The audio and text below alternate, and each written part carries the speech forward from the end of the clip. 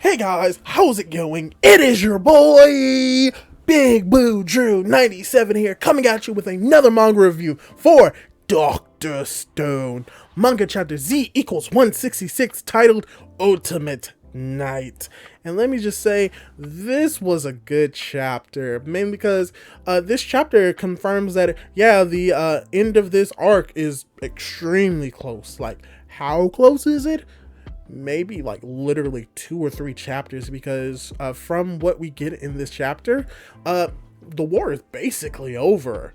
Like, if this was a chess match, the enemy has been checkmated. Now, who is the enemy that I'm referring to? Maybe it's the American colonies, maybe it's the Kingdom of Science. I'm not gonna tell until, I get into the manga review, so you're gonna have to watch this video to find out. But before you do that, why don't you just subscribe to my YouTube channel, Big Blue Drew 97, and leave a like for this video, as well as comment down below on what did you think of this chapter and all that stuff. And with that, let's get right into the chapter. So, we actually started this chapter with a cool cover page that is talking about how this is the 3rd year of Dr. Stone. It's its 3-year anniversary, which is very amazing that Dr. Stone has been going on for 3 years. And so they decide, and because of this anniversary, they decide to have a science project popularity poll. And the results are just the 1st, 2nd, and 3rd place science projects that people voted on. And in actuality, some of these are very obvious and make sense, but there's one that really shocked me, because you have 1st place, which is cola, which is being held by Game. So you're like, okay, that makes sense. Everyone loves sugar, everyone loves soft drinks, so it makes sense that cola would be number 1. 2nd is the katana, which also makes sense because everyone loves swords, everyone loves katanas, so it makes sense that would be in 2nd place.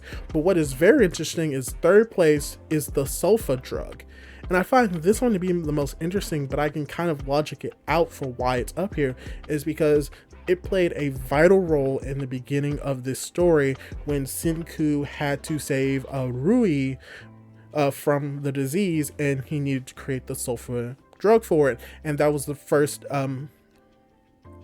introduction of the big creative plan to go from the beginning to the end product. So it makes sense for why it would be 3rd, because it was very memorable and it played a crucial role and a major part in the story. So it makes sense for that to be number 3, but I myself did not see that coming. But you know what, I understand.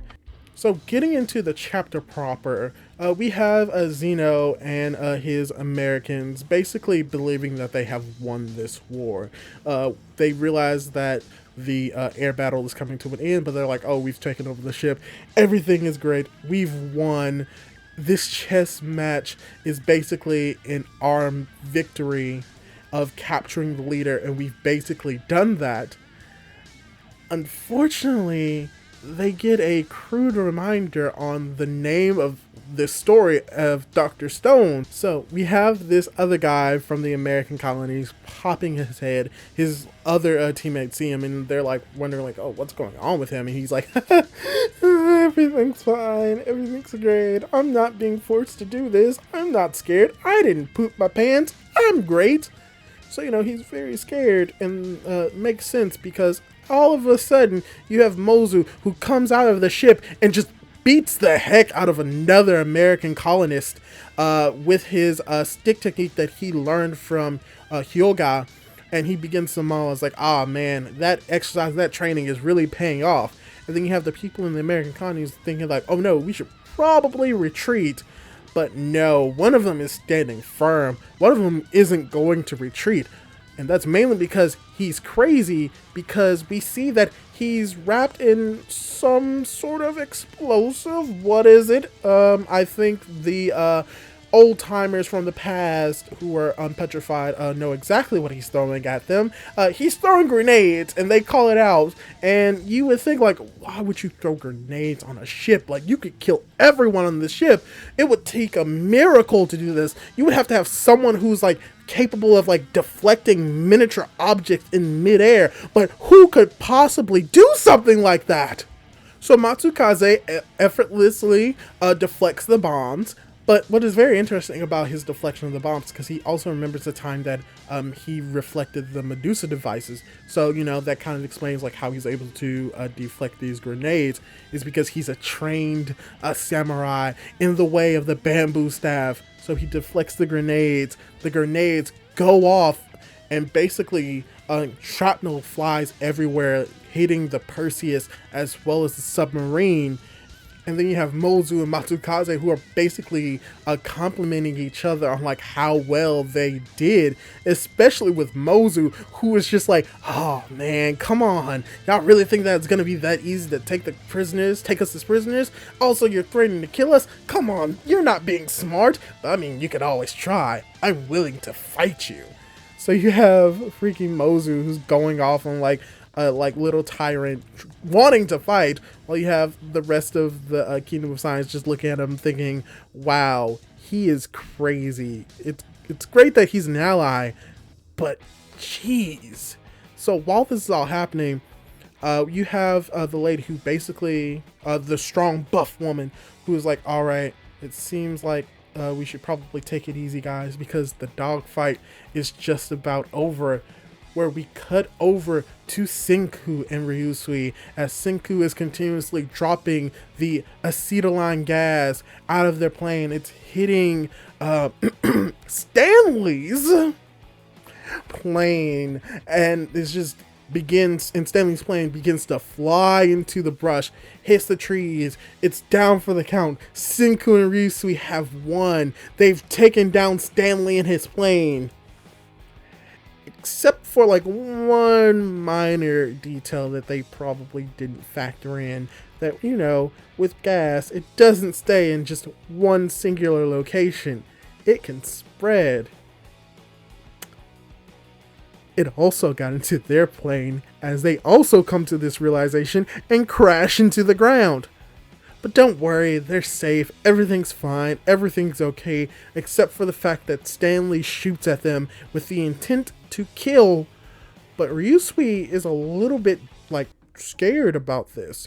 Not for the fact that he's about to die, but that Stanley missed. And not just missed at close range. And from here, we get the first twist of this chapter, where the person that they were fighting this entire time, the air pilot that was in the sky this entire time, was not Stanley, but this woman who, okay, skin tight leather suit, a nice butt, a nice chest, weirdly looks like Stanley. I will say this was a great twist, mainly due to the fact that at the beginning of this arc, I always thought that Stanley was a woman. He looks very feminine, and you know what? This twist makes sense. Having a woman portray Stanley, who is already very feminine in himself, you know what? I was very shocked by this twist. I will give it to you. This was a very good twist, and I really did enjoy it. But then you have this woman who, unfortunately, we still don't know her name, who begins to go on this tirade about how, like, yes, everything is going according to Captain Stanley's plan. Like, everything's gonna be cool. You really thought I was him? He would have killed you in, like, 2 shots. Everything's going great. Everything's going fine. And she just, just rambles on about Stanley. But this rambling does have a point, because you have the lady, the extremely buff lady, who's also talking about how it's time for Stanley to make his entrance. And from here, we get a double page spread.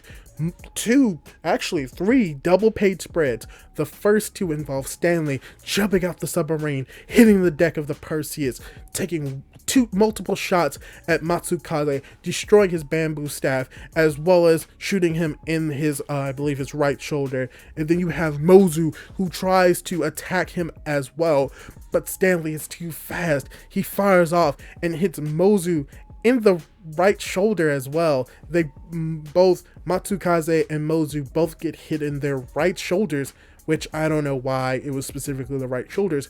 But you have Stanley, who literally took out some of the Kingdom of Science's best fighters in an instant, as he talks about how they have subdued the submarine, have subdued the comrades, the job is done. And while this is all happening, Zeno is thinking to himself safely within the his own castle about how he made the most elegant checkmate with his most ultimate knight.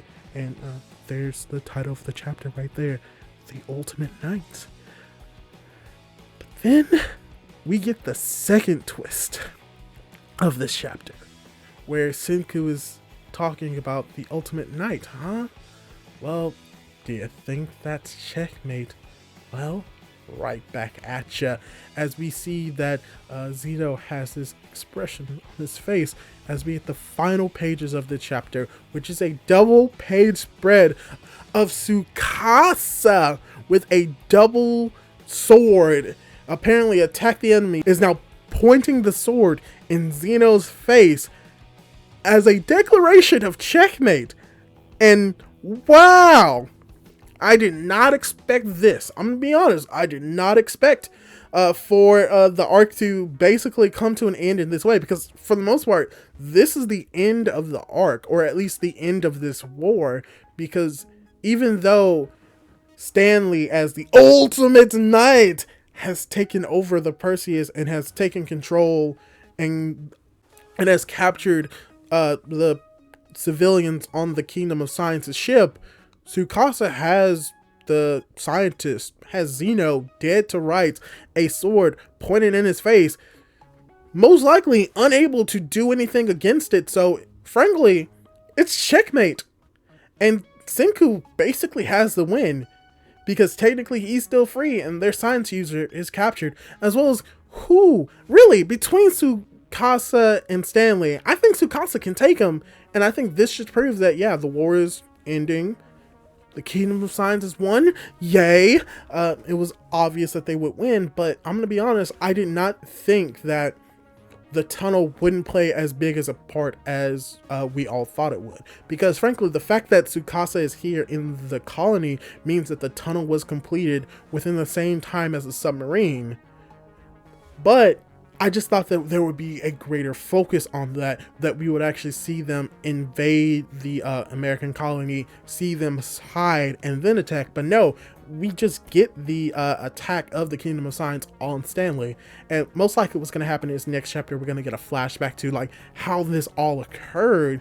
But this is basically the end of the war. This is how this war ends. And potentially we're going to get a like really important conversation between Senku and Dr. Zeno about the Y-Man who's on the moon. So yeah, I think that's what's going to happen next chapter. I thought this was a really good chapter. A lot of double page spreads, but frankly, I'm coming to the realization that's just what to expect from Dr. Stone. When you have an average of like 19 pages per chapter, yeah, they just have the mangaka for Dr. Stone as well as the artist. They both just love these double page spreads, and you know what? It's fine because they're always beautiful, and I'm not going to question it. Keep making. Matter of fact, I wouldn't mind if they have an entire chapter that is only double page spreads. I want that now, and I wouldn't be surprised if we were to get it later into the future. But like I've been saying, overall, really good chapter. Really did enjoy the twist. Really did enjoy the fact that Mozu and Matsukaze were able to get more involvement, as well as we get to get more introductions of new characters, especially potentially a new waifu. Nah. But man, Stanley as a girl, nice. But yeah, hopefully you enjoyed the video. Leave a like, leave a comment. What did you think of this video? Subscribe to my channel, Big Blue Drew 97. Do all of that cool jazz, and I'll catch you in the next video. Goodbye for now.